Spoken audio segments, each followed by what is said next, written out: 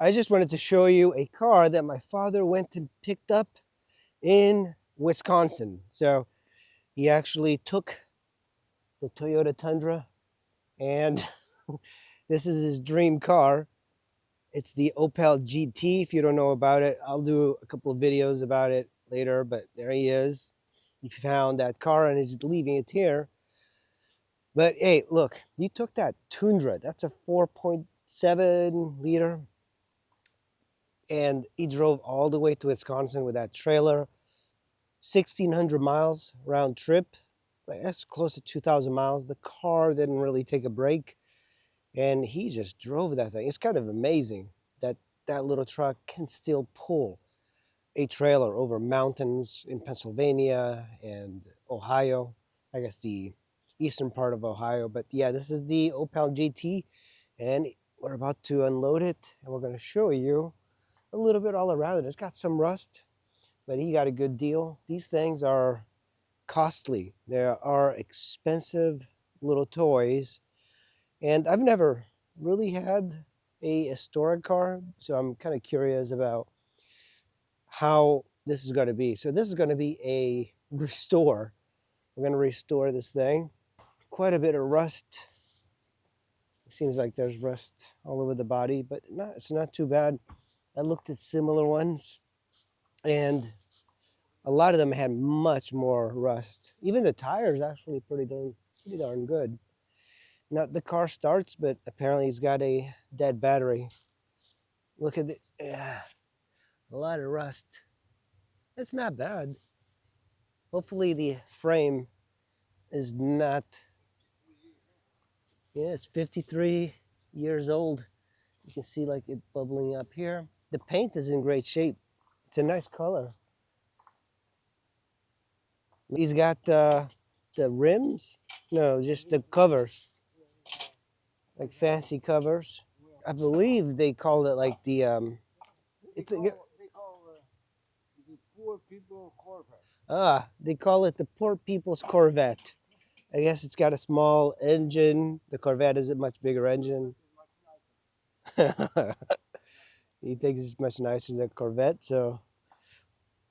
But yeah, it is a beautiful car. The shape of it. Now modern cars don't look like this anymore. If somebody want to trade a Corvette, I don't trade it. Yeah, you wouldn't trade this for a Corvette. No. Even the new one. Oh, yeah, the new ones they're not that good. Bigger engines, stronger engines, but not that good looking. The battery is right in the front, kind of deep. But yeah, this is the beast. Russelheim Workbushum. So I guess it was made in Germany, imported. I don't know, maybe you guys know more about this. Post up in the comments. But show them the headlights. Mechanical. And look at that. It looks great with the headlights on. And it's mechanical, so it's not electronic, nothing. Just hit them back. That is so cool.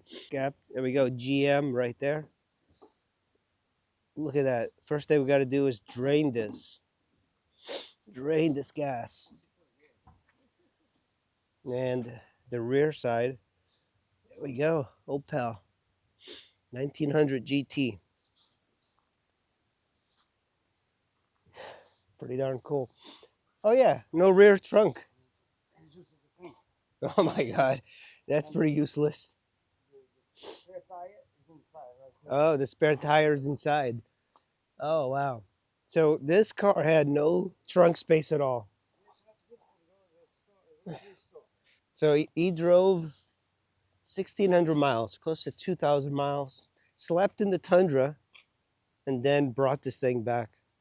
So this is going to be a restore project. So we're going to put this away. It is freezing. It's like 20 something degrees here.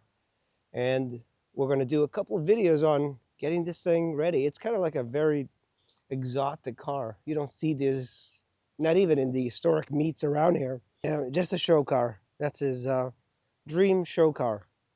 But it's in pretty good shape. Yeah, the body, it's got a little rust. but most of the body is in good shape. The frame is intact, and it's a cool car just to drive to the meets. All right, guys, if you like this video, make sure you give me a thumbs up and subscribe, and I'll see you in the next one.